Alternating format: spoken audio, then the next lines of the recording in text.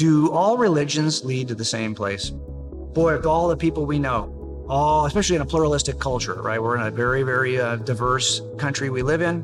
There are all kinds of people who believe all kinds of different things, especially about the nature of God. And it's I think, tempting in this kind of world to hope that all roads lead to the same place. Wouldn't that be great if everyone's sincere belief on whatever road they are, whatever religious journey they're on, it would all lead to God? Is that true, though? Do all roads lead to God? Do all religions lead to God? If only it was that easy. Let me give it to you by way of a thought experiment. I think we want to know what's true. Not just any idea will do, especially when it comes to God.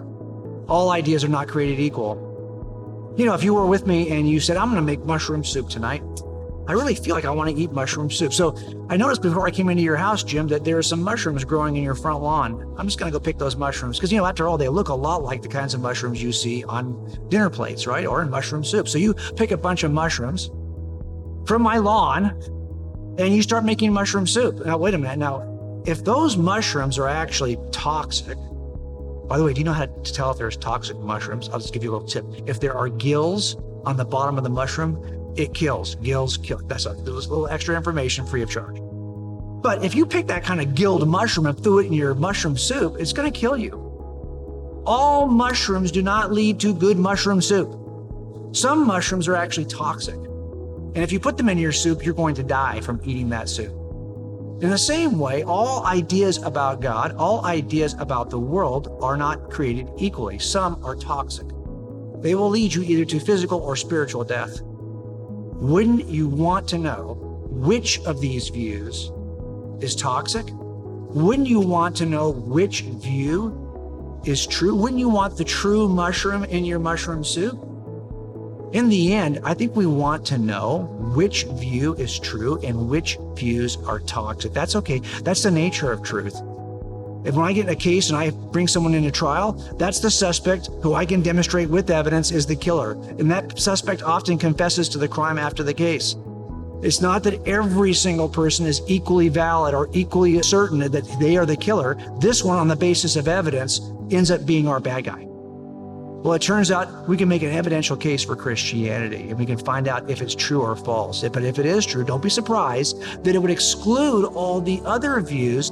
What matters not is how these worldviews feel to you, or how they might how emotional you might feel about them. What matters more than anything else is which one of those views is true. And that's why we spend time making the case for Christianity.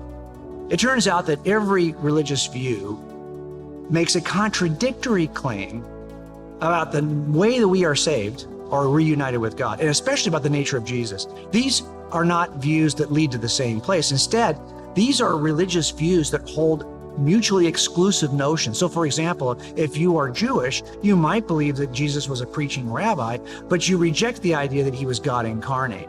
Now that means that both of those views, the Christian view and the Jewish view, could both be false, or one of them could be true, but you cannot say reasonably they are both true because they make contradictory claims. Muslims, for example, would say that Jesus did not rise from the grave. Christians believe he did rise from the grave. One or the two of these could be true, or they both could be false, but you could not reasonably say that both are true because, again, they make contradictory claims. What each view says about Jesus matters. Because if the Christian claim is true, and Jesus rose from the grave, he did something that no other religious leader has ever done. Buddha did not come back from the grave. Muhammad did not come back from the grave. It turns out the thing that Jesus did, the resurrection, is what defines Christianity historically. The fact that it's locked into an event that occurred in the distant past called the resurrection, and it changes the nature of Jesus. Jesus is the only way to God because Jesus alone is God. His claims of deity were demonstrated by the resurrection.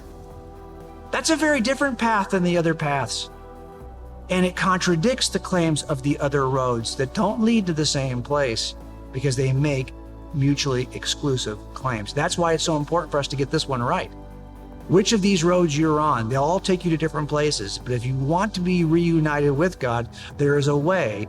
It is to follow Jesus of Nazareth, who came, rose from the grave, and proved he was God.